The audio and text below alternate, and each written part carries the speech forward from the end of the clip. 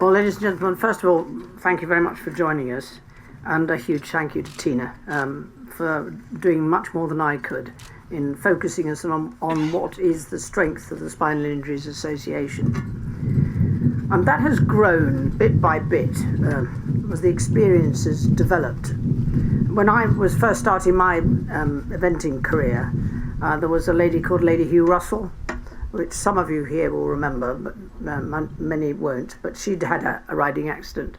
She was one of the senior coaches in those days, and she used to pursue you in a mini moke. And spinal injury didn't stop her. But she discharged herself from Stoke Mandeville because they didn't teach her anything about living at home and bringing up her children. And it made quite an impact on me, because at that stage, Stoke Mandeville was all about sports and getting people back into active life. But she didn't care for basketball, wheelchair basketball, so she went home. And her impact and her determination and the fact that she wanted to get back to doing what she knew best, and she had 2 children at home and she wanted to look after them, taught me a lesson about the not just being positive, which is one thing, but having the right level of support and knowledge that can help you get there. And to Nina and Tamara, very similar experience, gained the hard way from a father who had spinal injured, but also equally determined that it wouldn't change his life very much, which was good for him, pretty hard work for them. And again, the knowledge, the experience to give them a helping hand was still not widely available. We think of that, and as equestrians, you have to assess the risk about horses, and spinal injury is one of them. And there are other sports for whom that is part of the risk of taking part, and you probably have thought about the impact. But for many other people, and particularly now in later life, spinal injury is not something you would expect to happen to you. And quite often it is the result of a really bad accident. But the way that other conditions can affect you, that you will end up in a wheelchair, having the right knowledge available at the right time for individuals in those conditions has been much more difficult. And it's one of the areas that the Spinal Injuries Association has really focused on. Not just the access to that information, but who else needs to have that information. And as Tina made the point, there's a lot of very well-meaning and technically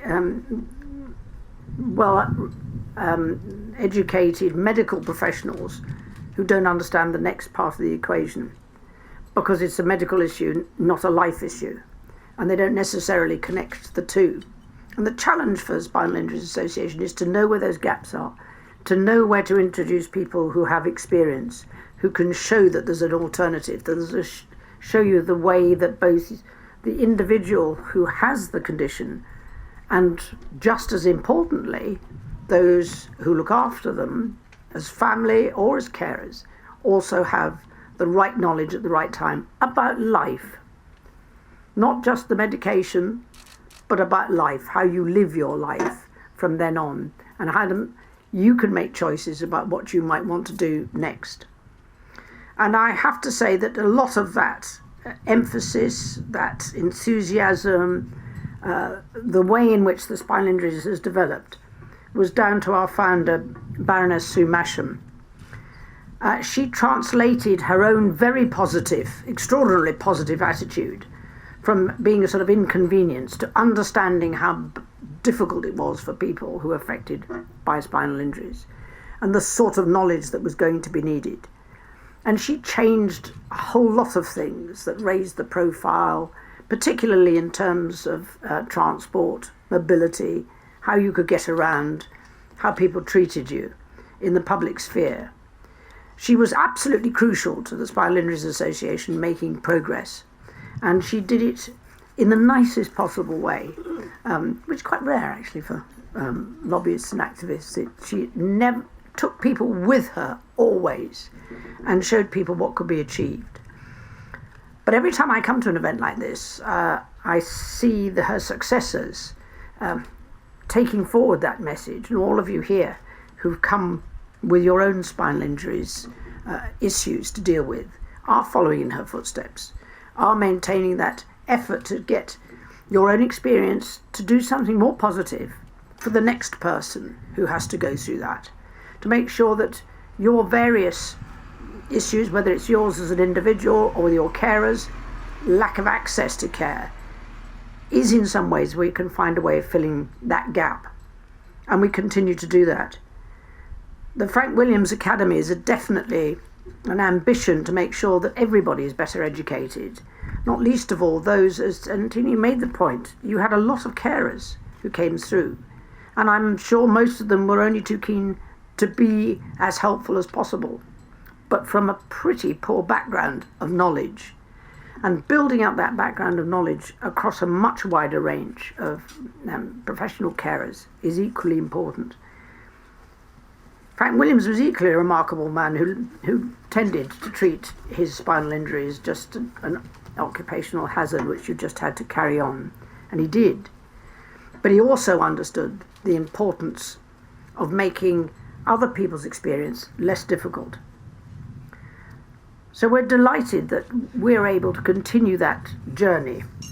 And we think that our strategy is more focused than perhaps it was in the past, but that's down to the people who already support us, those with spinal injuries whose voice has been so particularly important to making sure that the association does provide the right help at the right time.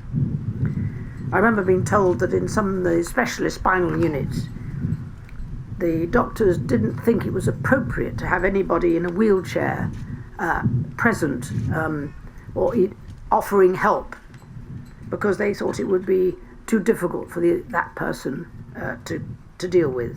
And yet time and time again we're told that that's where the help starts from.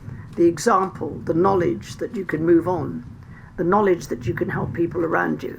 The sooner it starts, the better. Not everybody accepts it at the same time, but the sooner it's available to everybody, the link between the hospital and home, the sooner that starts, the better. And Tina, thank you for underlining all of those points in the nicest possible way.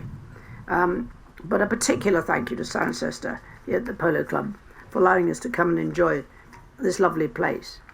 I grew up watching polo from the sidelines. For some unknown reason, I didn't quite get to play it. I was distracted and sent to somebody else.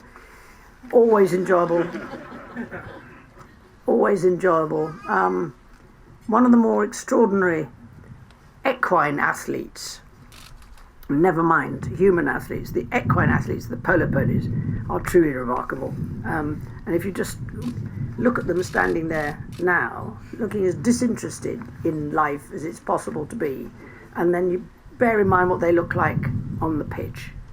Two entirely different things. If that doesn't tell you something about how much they enjoy themselves, nothing will. But I thank you for joining us today.